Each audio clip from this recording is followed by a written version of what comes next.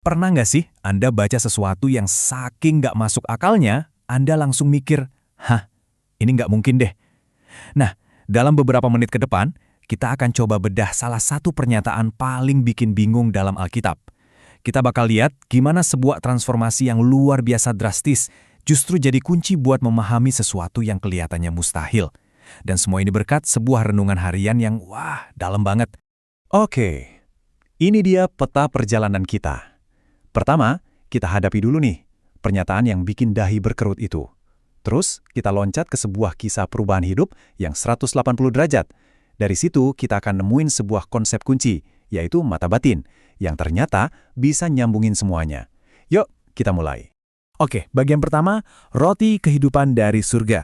Biar kita ngerti akarnya, kita harus balik dulu ke sumbernya, sebuah momen yang tegang di sebuah rumah ibadat di mana semuanya bermula. Nah, sumber kita ini adalah sebuah renungan yang menarik banget, karena dia ngegabungin dua bagian kitab yang kuat, Injil Yohanes dan Kisah Para Rasul. Renungan ini seolah-olah nantangin kita buat bertanya, gimana sih cara kita memahami sesuatu yang, nggak bisa dijelasin cuma pakai akal sehat? Coba deh bayangin suasananya. Sebuah sinagoge atau rumah ibadat di Kapernaum lagi penuh sesak. Nah, di tengah ketegangan inilah, Yesus ngucapin kata-kata yang bakal memicu perdebatan sengit dan, jujur aja, bikin banyak orang garuk-garuk kepala. Oke, bagian kedua, klaim yang mengguncang. Nah, sekarang kita sampai ke inti masalahnya. Sebenarnya apa sih yang diomongin Yesus sampai bikin kehebohan kayak gitu? Pertanyaan mereka ini wajar banget kan? Gimana caranya orang ini bisa ngasih dagingnya buat kita makan? Kalau didengar secara harfiah, omongan Yesus ini kedengerannya mustahil, bahkan ngeri. Di titik inilah logika mereka berhenti total, mentok.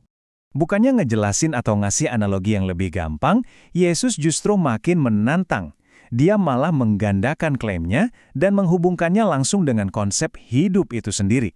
Dia seolah bilang, memahami ini tuh bukan pilihan, ini adalah segalanya. Bagian ketiga, perubahan Saulus. Jadi, gimana dong cara kita memahami klaim yang mustahil ini? Nah, renungan ini ngasih kita sebuah petunjuk, sebuah studi kasus di dunia nyata tentang transformasi yang radikal. Mari kita lihat kisahnya Saulus. Coba deh lihat kontras yang luar biasa ini. Di satu sisi ada Saulus, pemburu umat Kristen yang penuh kebencian. Di sisi lain, ada Paulus, rasul yang mengajarkan kasih. Renungan ini negasin kalau ini bukan sekedar ganti nama ya. Ini adalah kelahiran kembali total. Gimana mungkin orang yang sama bisa jadi dua pribadi yang sebegitu bertolak belakang?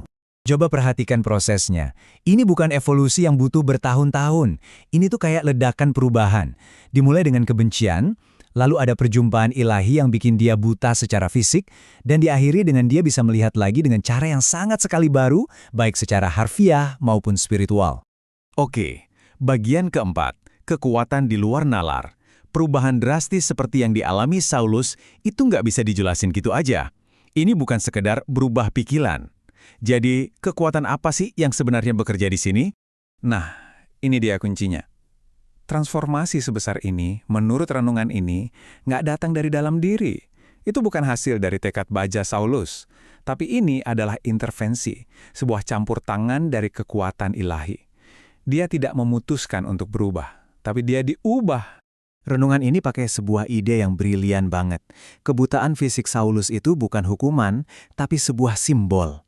Jadi untuk bisa benar-benar melihat kebenaran rohani, dia harus berhenti dulu melihat dunia dengan cara lamanya yang penuh kebencian itu. Kebutaan fisiknya justru jadi jalan menuju pencerahan spiritual. Keren kan? Bagian kelima, melihat dengan mata batin. Nah, ini yang membawa kita ke puncaknya. Ada sebuah benang merah yang nyambungin transformasinya Saulus dengan perkataan Yesus yang sulit dimengerti tadi. Jadi apa kuncinya? Renungan ini menyebutnya mata batin. Anggap aja ini semacam indera keenam spiritual kita. Ini bukan tentang apa yang bisa dilihat sama mata fisik kita, tapi tentang kemampuan hati dan jiwa untuk memahami kebenaran yang jauh lebih dalam dari sekedar logika. Dan disinilah kedua cerita tadi nyambung dengan sempurna. Untuk bisa ngerti kalau makan dagingnya itu artinya menerima kasih dan pengorbanannya secara total, kita butuh cara melihat yang berbeda. Kita perlu melihatnya lewat mata batin. Jadi, pada akhirnya pemahaman spiritual itu bukan soal seberapa pintar kita atau seberapa jago kita berdebat.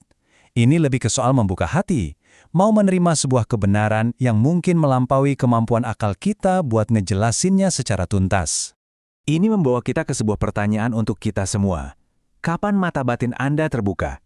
Coba deh, pikirkan sebuah momen dalam hidup Anda, entah itu sebuah perubahan, sebuah pemahaman, atau sebuah pengalaman yang nggak bisa dijelaskan pakai logika, tapi cuma bisa dirasakan dengan iman. Apa momen itu buat Anda?